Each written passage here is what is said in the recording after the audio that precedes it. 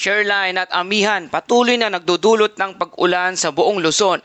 Easterlies umaapekto sa Visayas at Mindanao. Magandang araw Pilipinas, ito ang Pilipinas Weather ngayon. Narito na ang pinakahuling ulat panahon ngayong araw ng Lunes. Kung bago ka lang sa ating channel, please like, share, and subscribe para lagi kang updated sa panahon. Salamat sa iyong suporta. Mga kababayan, ang shoreline ay patuloy na nakakaapekto sa silangang bahagi ng Northern at Central Luzon, habang ang Northeast Monsoon o hanging amihan ay umiiral sa natitirang bahagi ng Northern Luzon. Samantala, ang Easterlies naman ang pangunahing dahilan ng pag-uulan sa lugar ng Visayas at malaking bahagi ng ating bansa. Narito na ang taya ng panahon. Shoreline affected areas sa lugar ng Isabela, Quirino, Nueva Vizcaya, Kalinga, Mountain Province, Ifugao, Aurora, Nueva Ecija, Bulacan, Rizal at Quezon. Ang kalagayan ng panahon ay maulap na kalangitan na may kalat-kalat na pag-ulan at thunderstorm. Ang epekto nito ay posibleng flash flood at landslide lalo na sa mga bulubundukin at mabababang lugar. Paalala lang po sa ating mga kababayan, mas tumitindi ang ulan kapag nagsasabay ang shoreline at moisture air mula sa silangan. Easterlies affected areas naman sa lugar ng Visayas, Mimaropa, Bicol Region, Dinagat Island at Surigao del Norte. Ang kalagayan ng panahon ay maulap na may kalat-kalat na pag-ulan at thunderstorm. Ang epekto nito ay posibleng pagbaha at pagguho ng lupa lalo na sa coastal at windwards areas. Amihan affected areas naman sa lugar ng Ilocos Norte at natitirang bahagi ng Cagayan Valley at Cordillera Administrative Region. Ang kalagayan ng panahon ay maulap na may pag-ulan at ang epekto nito ay posibleng ang pagbaha at landslide dahil sa tuloy-tuloy na ulan sa lugar na yan. At sa Metro Manila at natitirang bahagi ng Central Luzon, ang kalagayan ng panahon ay bahagyang maulap hanggang maulap na may panakanakang pag-ulan o thunderstorm. Dulot naman ito ng shoreline. Ang epekto ay posibleng biglaang pagbaha tuwing may malakas na thunderstorm at pag-ulan sa ilang mga lugar. Sa natitirang bahagi ng Ilocos Region, ang kalagayan ng panahon ay bahagyang maulap hanggang maulap na may mahinang pag-ulan. Dulot ito ng Northeast Monsoon o hanging amihan. Walang masyadong epekto o banta sa mga lugar na iyan. Sa natitirang bahagi ng bansa, ang kalagayan ng panahon ay bahagyang maulap hanggang maulap na may isolated rain shower o thunderstorm. Dulot naman ito ng easterlies. Ang epekto ay posibleng flash flood sa oras ng malakas na pagbuhos ng ulan o thunderstorm. At para sa ating hangin at kalagayan ng karagatan, sa extreme northern Luzon, ang hangin ay malakas at ang direksyon ng hangin ay hilagang silangan na may alon hanggang napakaalon na 2.8 hanggang 4.5 metro ang taas. Mga kababayan, hindi inirekomenda ang paglalayag ng maliliit na sasakyang pandagat o anumang sasakyang pandagat na bumabiyahe. Sa Central Luzon at natitirang Northern Luzon, ang hangin ay katamtaman hanggang malakas at ang dagat ay katamtaman hanggang maalon mula 2.1 hanggang 3.4 metro ang taas. At sa natitirang bahagi ng bansa, ang hangin ay mahina hanggang katamtaman at ang dagat ay bahagyang maalon hanggang katamtaman na may alon na 0.6 hanggang 2.5 metro ang taas. At sa ating temperatura, ang pinakamababang temperatura ay naitala kahapon ng alas 5:30 ng umaga, 23.4 degrees Celsius at ang pinakamataas naman na temperatura na itala kahapon ng alas 11 ng tanghali na 29.5 degrees Celsius. Sa Metro Manila, ang araw ay sumikat kaninang alas 6:17 ng umaga at lulubog naman ito mamayang alas 5:33 ng hapon. Paalala po sa ating mga kababayang mangingisda, seafarer at commuters, mas maaga na ang pagdilim ng paligid kaya mag-ingat sa pagbiyahe lalo na kung may kasabay na ulan at mahinang visibility dahil sa shoreline at hanging amihan.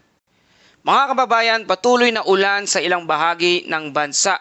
Tingnan natin ang kasalukuyang setup ng ating panahon. Bagamat may easterly wave na namataan sa silangan ng Mindanao, hindi ito ang pangunahing dahilan ng pag-ulan sa ngayon. Ang totoong driver ng ating panahon ay pagsalpok ng easterlies at northeast monsoon na siyang nagpapalakas ng shoreline. Ang pangunahing pinanggagalingan ng ulan sa maraming bahagi ng ating bansa. So ano ang pinapakita ng satellite images? Kung sisilipin natin ang satellite imagery, Malinaw ang pattern na northeasterly wind mula sa hilaga o hanging amihan at moisture na umaakyat naman mula sa timog silangan at pagbangga ng dalawang hangin. Nabubuo ang shoreline na nagdudulot ng mas madalas na ulan at thunderstorm. Ito ang dahilan kung bakit mas aktibo ang pag-ulan sa silangang bahagi ng ating bansa. So kaya ano ang inaasahan sa mga susunod na araw? Ngayong darating na Huwebes at Biyernes, ang magiging lagay ng panahon ay pabalik-balik na ulan sa Eastern Luzon at Eastern Visayas kasama ang Eastern Mindanao. Mas aktibo ang ulan sa hapon hanggang gabi. Sa darating naman ng Sabado, bahagyang paghupa ng ulan, may brighter period sa ilang lugar. At sa darating na Linggo o Lunes, lalakas muli ang ulan dulot ng panibagong cold surge na magpapalakas ulit sa amihan at shoreline. At sa darating na Martes at Miyerkules, unti-unting hihina ang ulan at bababa pa sa timog ang shoreline. Ang tanong, saan ang pinakamalakas na ulan? Eastern seaboard ng Luzon, lalo na sa Sierra Madre, at sa Eastern Visayas, Eastern Mindanao dahil sa easterlies. Mas tuyo ang kanlurang bahagi ng bansa gaya ng Ilocos West Coast, Palawan, Western Visayas dahil sa nahaharang ng kabundukan ang moisture mula sa silangan. Sa ngayon, walang malinaw na sinyales na tropical cyclone o bagyo na nakikita sa ating mga satellite images. Sa ating seasonal pattern check, nasa weak La Nina pa rin po tayo. Inaasahang lilipat sa neutral sa unang bahagi ng 2026. Mainit pa rin ang dagat kaya mas madalas ang shoreline events. Mas madalas ang ulan kahit walang bagyo. Mga kababayan, ang bottom line is shoreline pa rin ang pangunahing dahilan ng pag-uulan dito sa ating bansa. Ang hanging amihan kasama ang easterlies ang mas aktibong panahon sa ngayon. Walang kumpirmadong bagyo sa forecast ayon sa ilang mga global forecast system. Mas maulan sa silangan at mas tuyo naman sa bahagi ng kanluran ng ating bansa. Kaya nananatiling aktibo ang shoreline sa buong Luzon at malakas na amihan sa hilaga naman at ang easterlies ang sanhi ng pag-uulan sa lugar ng Visayas at Mindanao. At lagi natin sinasabi, sa ngayon, ang buong Disyembre ay walang kumpirmadong namumong bagyo sa kasalukuyan. At para sa ating Bible verse of the day mula sa ating Christmas devotion segment, mula sa Isaiah chapter 9 verse 2, ang bayan ay lumalakad sa kadiliman ay may makakakita ng dakilang liwanag. Mga kababayan, habang patuloy ang ulap, ulan at malamig na hangin sa ating paligid, pinalalahanan tayo ng Pasko na may liwanag na dumadating sa gitna ng dilim. Gaya ng shoreline na nagbabanggaan ang hangin, may mga panahong magulo at mabigat ang buhay. Pero ang kapanganakan ng ating Panginoong Hesus ang nagpapaalala na hindi tayo nag-iisa sa gitna ng unos.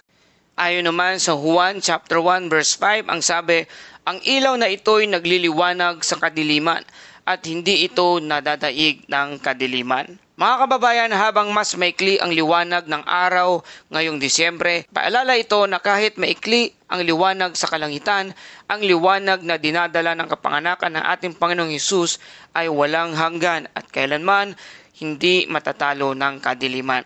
Purihin ang Panginoon, salamat sa kaligtasan at salamat sa liwanag na walang hanggan na dulot niya. Maraming salamat po sa ating mga kababayan na patuloy na tumatangkilik at natiling nakikinig dito sa ating channel, sa ating mga OFW na patuloy na sumusuporta.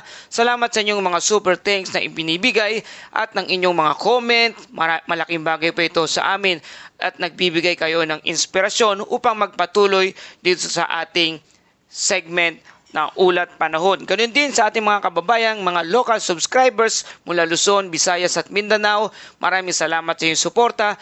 Mag-ingat po kayo lagi. Kung nagustuhan nyo ang ulat na ito, please like, share, and subscribe para lagi kayong updated sa panahon. Maraming salamat sa iyong suporta. Ito ang Pilipinas Weather ngayon na lagi nagpapaalala, mag-ihanda, mag-iligtas, mag-alerto. Ingat tayong lahat.